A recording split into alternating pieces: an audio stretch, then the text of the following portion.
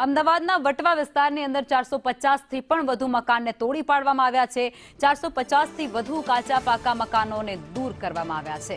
આજે બીજા દિવસે હવે કાટમાળ હટાવવાની કામગીરી કરાશે। ગેરકાયદેસર બાંધકામ તોડવાની એએમસી દ્વારા કાર્યવાહી થઈ હતી, જેમાં બાકી રહેલા બાંધકામો પણ તોડવામાં આવશે। ઘર વિહોણા લોકો માટે એએમસી દ્વારા વૈકલ્પિક વ્યવસ્થા પણ કરવામાં આવી છે અને ત્યાં બસ મારફતે તે તમામ વ્યક્તિઓને ખડકવામાં આવ્યા હતા। સંવાદદાતા દિવ્યા અમારી સાથે જોડાઈ ગયા છે। દિવ્યા, હવે જે ગેરકાયદેસર બાંધકામો કાલે તોડી પાડવામાં આવ્યા તેના પર આજે હવે કાટમાળ જે છે તેને હટાવવાની તજવીજ હાથ ધરવામાં આવી છે। વિગતો શું?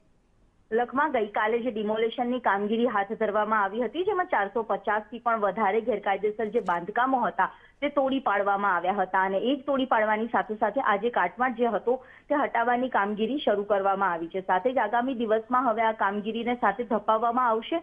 આજુબાજુમાં બેરિકેડ લગાવીને તમામ જે દિવાલો ચણી લેવામાં આવશે અને ફરીથી તળાવને જે મોટું કરવાનો જે ઉદ્દેશ્ય હતો, વરસાદી પાણીનો નિકાલ થાય તે દિશામાં કામગીરી કરવામાં આવશે। જી, આભાર।